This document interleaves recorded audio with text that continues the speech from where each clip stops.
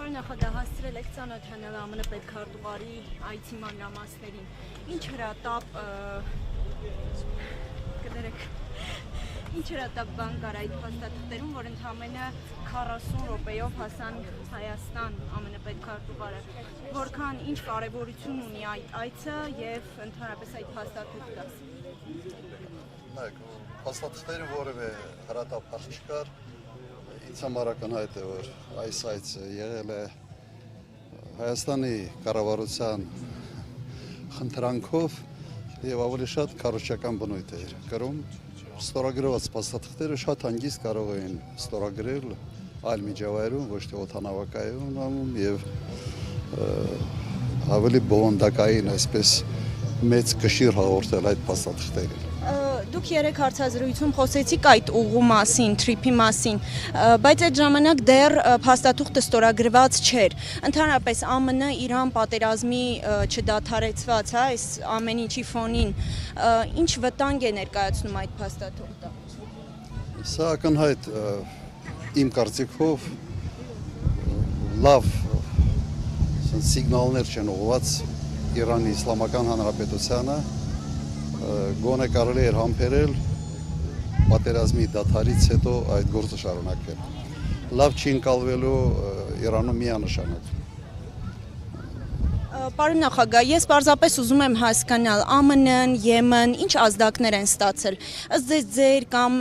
օրինակ Սամվել Կարապետյանի ղեկավարման դեպքում Հայաստանի հարաբերությունները այդ երկրների հետ վատանալու են, որ այդքան ամենքերպ ուզում են պահել Փաշինյանին։ Հաստատ չեն վատանալու եւ այս էնտուզիազմը, որով փորձում են աջակցել Փաշինյանին, ինձ համար անկեղծ ասած անհասկանալի է, որովհետեւ ունենք նախկինում շատ արդյունավետ համագործակցություն եւ ես չեմ հասկանում, թե ինչի են այս աստիճանի ներխուժվում, այսպես ասենք, ներքաղաքական տարածք։ Սա լավ բանի մասին չի խոսում եւ ավելի շատ ենթադրում եմ, որ Ռուսաստանին ցավացնելու կամ Իրանին ցավացնելու ինչ որ քայլեր է ձեռնարկվում եւ մենք գործիք ենք դառնում նաեւ այս process-ի համար,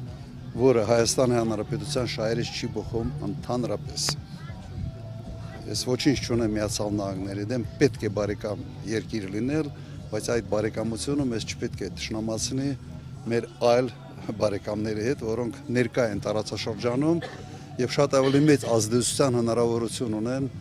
եւ շատ ավելի ենք մենք կախված իրենց տնտեսական հզորություններից, կարողություններից։ Շնորհակալություն շատ։ Եվ երևի երկու բառ ես կասեմ, մենք այս ճոպանողու մոտ ենք եւ չեն կարող չհիշել ուղղակի Ռուբեն Վարդանյանին։ Չհիշել, որ սա իր շնորհիվ այսօր բավական տպավորիչ ծրագիր է իրականացվել Հայաստանում եւ չի կարելի իր անունը մոռանալ եւ այսօր